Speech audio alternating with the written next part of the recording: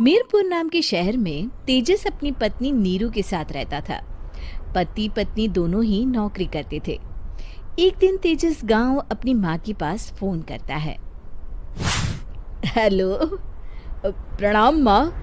जीते रहो माँ, तुम दादी बनने वाली हो हैं? अरे वाह, ठीक है बेटा, मैं कल ही आती हूँ। जब माँ जी शहर पहुंची तो बेटे बहू ने बहुत अच्छे से स्वागत किया। लीजिए माँ जी, चाय। अरे गर्मा गर्म पकोड़े ले आओ माँ के लिए।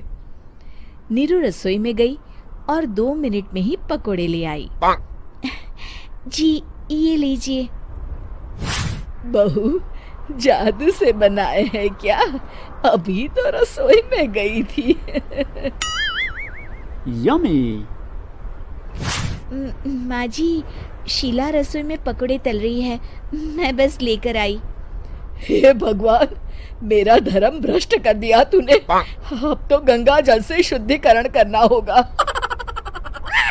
दूसरे दिन, माँ जी मैंने नाश्ता बना दिया है, ऑफिस जा रही हूँ। पर अभी तो घर का सारा काम पड़ा है।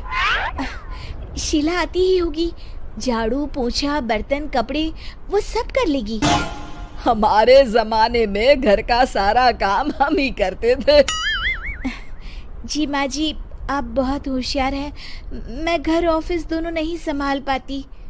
तो जरूरत क्या है घर से बाहर जाकर चाकरी करने की? वैसे भी घर का काम खुद करने से घर में बरकत आती है, समझी? पर माँ जी।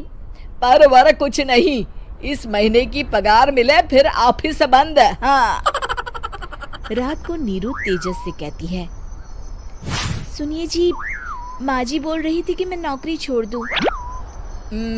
वैसे ठीक ही तो है, अभी तुम्हें आराम की जरूरत है। फिर भी आराम कहाँ, शीला को छुड़ाने के लिए बोल रही थी। तो अब 24 घंटे में इतना काम तो कर ही सकती हो। पर जॉब पसंद है मुझे, घर पर मन नहीं लगेगा। अगले दिन जब दोनों ऑफिस के लिए निकल रहे थे, मेरी तो कोई कीमत ही नहीं है इस घर में। माँ जी, आजकल महंगाई बहुत है, रहन सहन भी बदल गया है, दोनों नौकरी करते हैं तभी ठीक रहता है। अच्छा, तू कहना क्या चाहती है? मेरा बेटा तुझे बिठा के खिला नहीं सकता? तू ही इस घर का खर्च चला रही है, हैं? नहीं माँ जी, मेरा वो मतलब नहीं था। मतलब खूब समझती हूँ, ये बाल धूप में सफेद नहीं किए मैंने। हाँ। अब तो ये रोज का काम हो गया था। तेजस भी रोज की झिकझिक से परेशान हो गया था। एक दिन उसने कहा, नीरू, वैसे भी तुम्हें मैटरनिटी लीव मिलने वाली है, तो अभी से ही छुट्टी ले लो। पर क्या, मेरी सैलरी अच्छी खासी है। आखिर नीरू ने रिजाइन कर दिया। जब बच्चा हुआ तो घर में सब बहुत खुश हुए।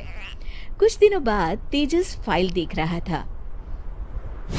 क्या हुआ तेजस, कुछ परेशान लग रहे हो? हाँ, वो हमारी जितनी सेविंग्स थी वो तो हॉस्पिटल में और छठी के फंक्शन में खत्म हो गई है नीरू। और अभी वैसे मंदी चल रही है तो मैं बोल रही थी कल मुन्ना को हेपेटाइटिस का टीका लगवाना है। नीरू, क्या पोस्टपोन नहीं कर सकते? नहीं जी, बिल्कुल नहीं। अब तेजस को समझ में आ रहा था कि उससे गलती हुई है। पैसों की कमी का असर घर के माहौल पर भी पड़ रहा था। अगले दिन, बेटा मेरा चश्मा और ये दवाइयाँ ले आना, पर्चा देते हुए माँ जी ने कहा। जी। तेजस, मुन्ना के लिए दूध का डिब्बा और डायपर भी ले आना, और ये किराने के सामान की लिस्ट है, इसे भी लाना है। तेजस गुस्से में लिस्ट मरोड़कर फेंकता है और चिल्लाता है, पैसे क्या पेड़ पर उगते हैं? ये ले आना, वो ले आना। अरे पर ये जरूरत का सामान ही है। वो गुस्से में बिना कुछ कहे ऑफिस चला गया। अरे लंच तो ले जाइए। नीरू दौड़कर डिब्बा पकड़ाती है। एक दिन खाना खाने के बाद, नीरू, अब तो मुन्ना कुछ बड़ा हो गया, तो अब तुम वापस ज्वाइन कर लो ना जॉब। पर इस रिसेशन में जॉब मिलना बहुत मुश्किल है।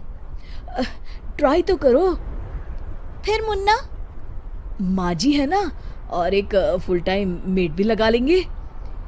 पर माँ जी, उन्हें तो पसंद नहीं।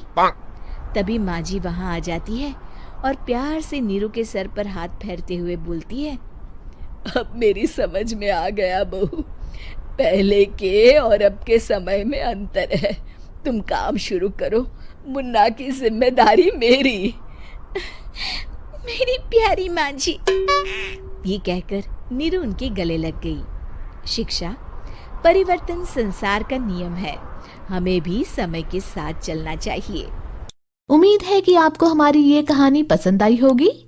कृपया हमारे चैनल को सब्सक्राइब करें और सभी अपडेट्स के लिए बेल आइकन जरूर क्लिक करें। और हाँ, वीडियो लाइक और शेयर करना मत भूलिएगा। Bye bye.